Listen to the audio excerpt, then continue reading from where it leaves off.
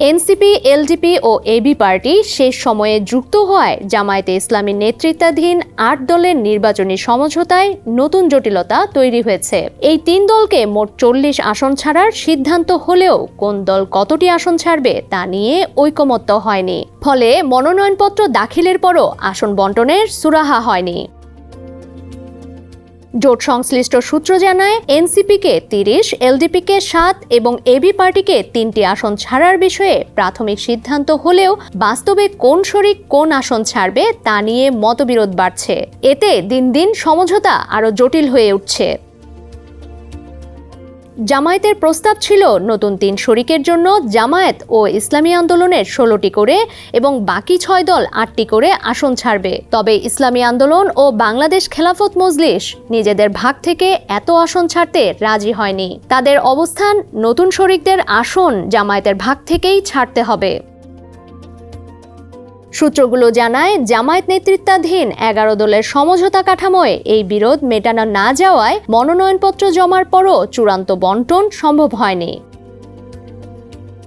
গত মে মাসে ইসলামী আন্দোলন, বাংলাদেশ খেলাফত মজলিস সহ কয়েকটি দল নির্বাচনী মোর্চা গঠনের উদ্যোগ নেয়। পরে এতে জামায়াত, জাকপা ও বিডিপিও যুক্ত হয়।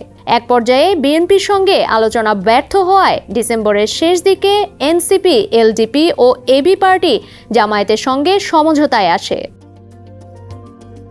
এনসিপির দাবি, জোটে তাদের দ্বিতীয় বৃহত্তম দল হিসেবে স্বীকৃতি দিতে হবে এবং ইসলামী আন্দোলনের চেয়ে অন্তত একটি আসন বেশি দিতে হবে। তবে এতে ক্ষুব্ধ ইসলামী আন্দোলন।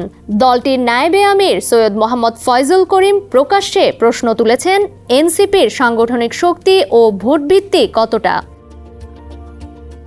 জামায়াতের এক জ্যেষ্ঠ নেতা সমকালকে বলেন, দলীয় জরিপ অনুযায়ী এনসিপির প্রায় ৬% জনসমর্থন রয়েছে।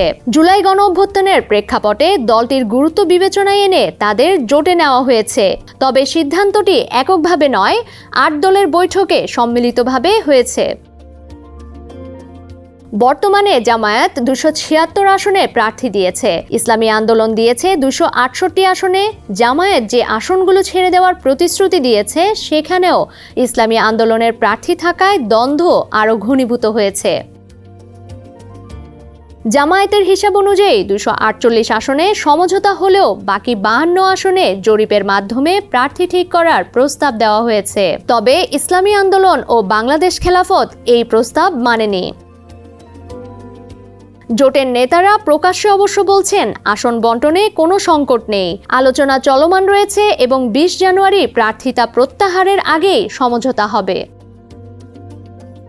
ডেস্ক রিপোর্ট, সমকাল।